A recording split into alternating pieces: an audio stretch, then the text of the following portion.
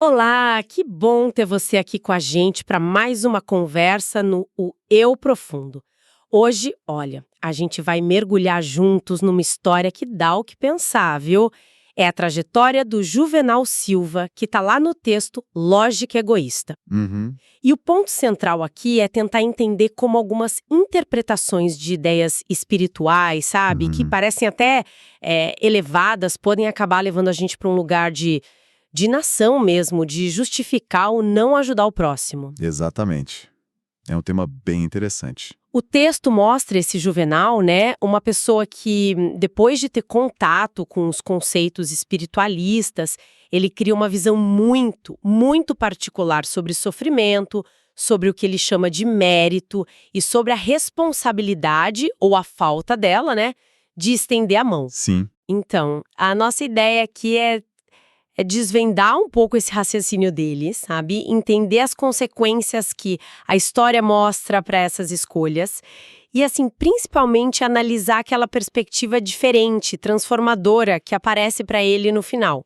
Como será que uma lógica que parece baseada em justiça, né, pode na prática isolar tanto a gente? Ok, vamos desdobrar isso. Vamos lá. Então, começando pelo começo. O Juvenal Silva, depois das leituras dele, das reflexões, ele chega numa conclusão assim, bem forte.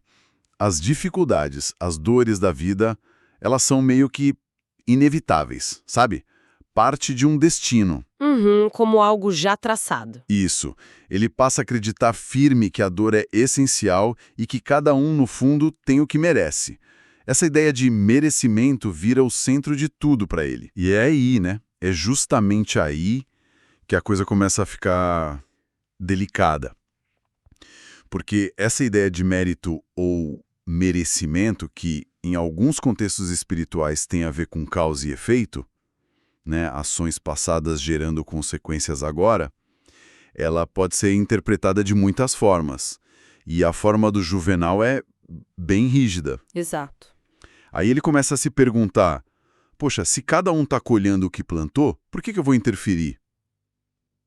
Né? Se alguém está passando por uma dificuldade, não seria uma etapa necessária para a pessoa, para aprender ou para quitar alguma coisa do passado? Sim, ele levanta essa questão. Ajudar para ele poderia ser quase atrapalhar esse processo maior. Ele fala isso de um jeito bem direto no texto, né? Fala. A citação que o texto traz é forte mesmo. Para que ajudar se o aleijado respira sem movimento e se o pobre sofre miséria e infortúnio, certo? Obedecem a desígnios que não nos compete perturbar. É uma visão quase paralisante, né? Que vê a situação do outro como algo imutável, justificado por uma lógica lá de cima que a gente não pode mexer.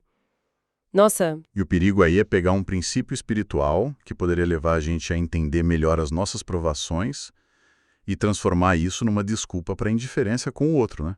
Com o social. parece que ele pega uma peça só do quebra-cabeça, essa da causa e efeito, e trata como se fosse a imagem inteira. Deixa de lado outras peças, tipo a compaixão, a ideia de que a gente está todo mundo conectado, a chance de crescer junto que surge quando quem precisa encontra quem pode ajudar. Perfeito. E o texto até comenta que ele interpretava as coisas muito ao pé da letra. Essa literalidade pode ser uma armadilha, sabe? Tanto intelectual quanto espiritual.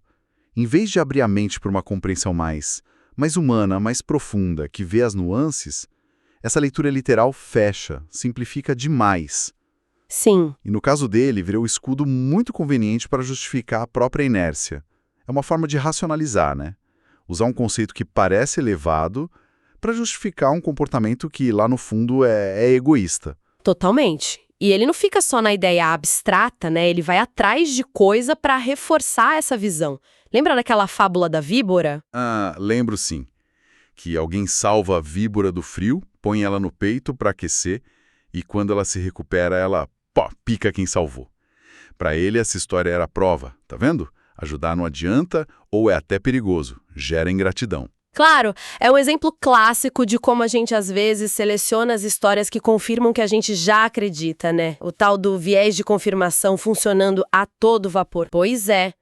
E além desses exemplos, ele também pensava uns trechos de textos religiosos, filosóficos, O texto fala que ele se apegava àquela ideia de que nenhum fio de cabelo cairá sem que o pai o queira.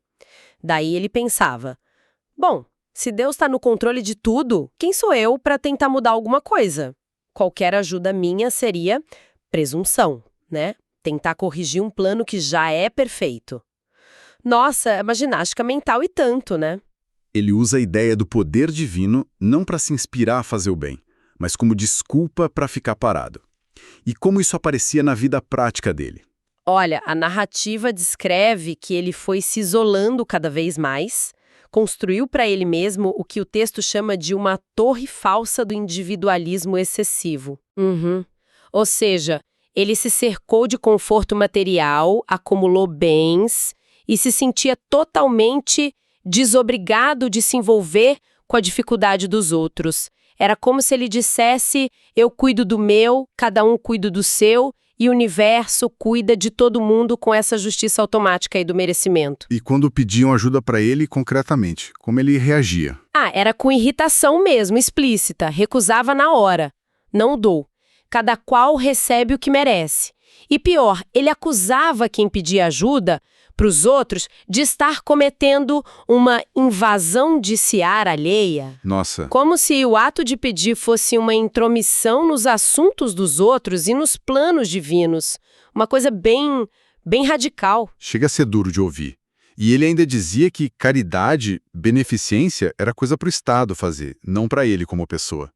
E a justificativa final era quase assustadora, né? Ele dizia que essa caridade pedinchona atrapalhava a justiça divina, sim, e que ajudar quem sofre seria como soltar malfeitores presos à grade do sofrimento adequado, e que isso ia gerar desordem social.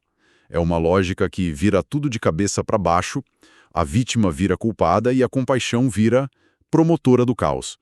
É um raciocínio que mostra um paradoxo muito fundo que o texto também aponta, né? Ele abraçava com a cabeça a revelação divina, os conceitos espirituais que ele conheceu, mas rejeitava com o coração, com as entranhas, o espírito de sacrifício, a essência da compaixão na prática. É verdade. Essa estranha atitude mental, como o texto descreve, mostra como o egoísmo pode ficar sofisticado, sabe? Se vestir com a roupa de uma filosofia de vida que parece até coerente. Ele virou um notável discursador, citava um monte de doutrina, exemplo da vida, tudo para se blindar, mas na prática era o individualismo extremo que guiava ele. Isso me faz pensar nos exemplos mais do dia a dia. Talvez não tão extremos quanto o dele, mas quantas vezes a gente não usa uns raciocínios parecidos para se livrar, né? Tipo, não vou dar esmola porque a pessoa pode usar para droga. Ou não adianta ajudar, isso é problema estrutural, o meu pouquinho não faz diferença. Exatamente.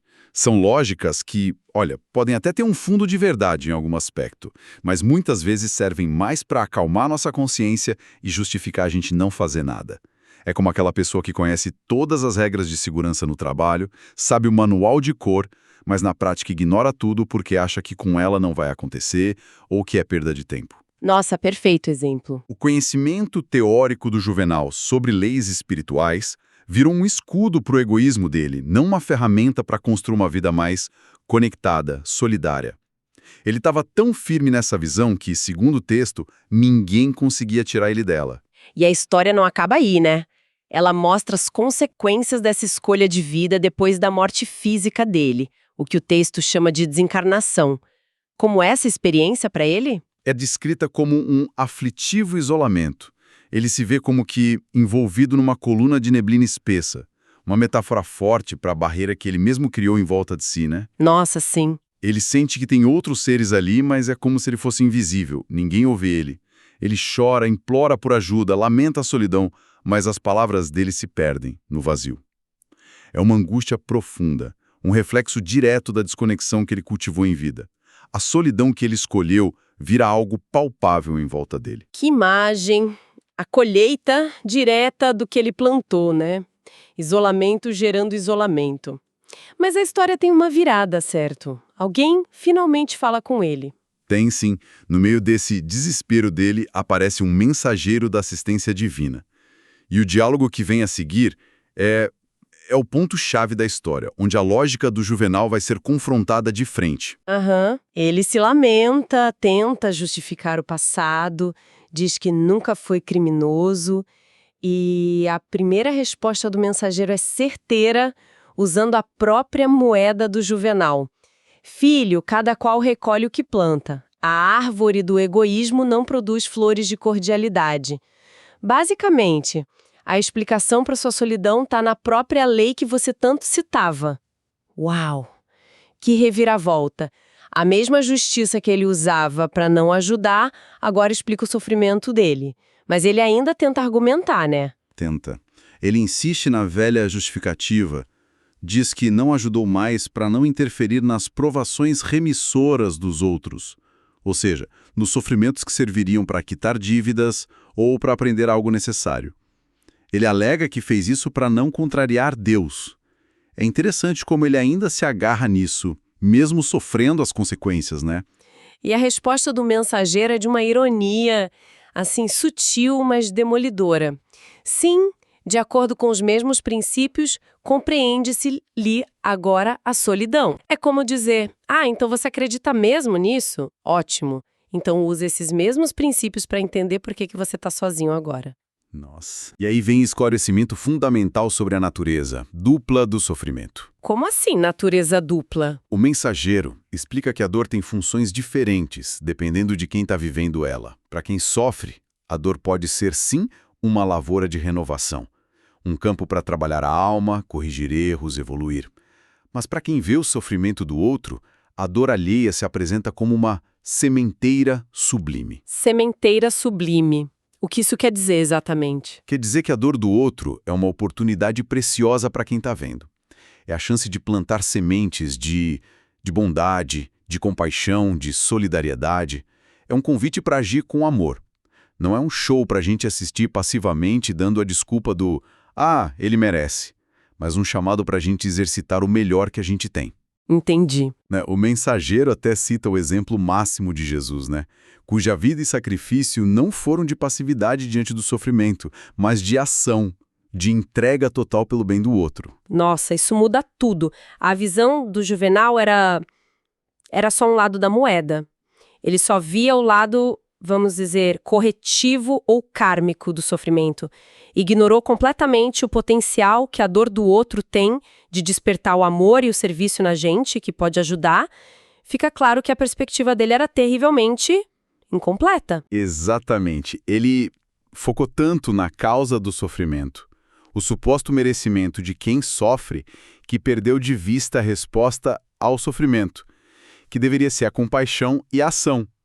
É como ver alguém se afogando e ficar discutindo se a pessoa sabia nadar ou se foi imprudente, em vez de jogar a boia, Perfeito. E depois dessa explicação toda vem o golpe final, a pergunta que parece desmontar o Juvenal. É aqui que fica realmente interessante. O mensageiro pergunta na lata. Juvenal, se você conhecia de tão perto a questão do merecimento, nunca pensou que a sabedoria e o programa de Deus atuavam em cada acontecimento através de ligações invisíveis, porque o sofredor ou o necessitado já se faziam dignos de seu amparo e de sua proteção? Essa pergunta é brilhante, porque ela usa exatamente as palavras do Juvenal, merecimento, programa de Deus, para virar a lógica dele de ponta cabeça. É verdade. O mensageiro está basicamente dizendo, ok, você acredita em merecimento e num plano divino que controla tudo, perfeito. Então por que você nunca pensou que talvez aquela pessoa que bateu na sua porta precisando de ajuda não estava ali só para sofrer e pagar dívida, mas também porque naquele momento ela já tinha se tornado merecedora de receber ajuda? Que a presença dela ali na sua frente talvez fosse parte desse mesmo programa de Deus, uma oportunidade divina oferecida para você para que você pudesse praticar a compaixão, o desapego e assim também evoluir. Nossa, isso dá um nó na cabeça, mas num bom sentido. Reescreve totalmente a situação. O pedido de ajuda não é mais uma invasão, mas talvez um encontro, programado pelo divino para o bem dos dois. A pessoa que precisa talvez tenha o mérito de receber, e a pessoa que pode ajudar tem a oportunidade de dar e crescer com isso. Exatamente isso. reinterpreta o necessitado não só como alguém pagando uma conta, mas como alguém que, por alguma razão, dentro dessa sabedoria divina, se tornou digno de amparo. E o encontro vira um teste, ou uma bênção, para quem tem a chance de ajudar. Muda tudo, né?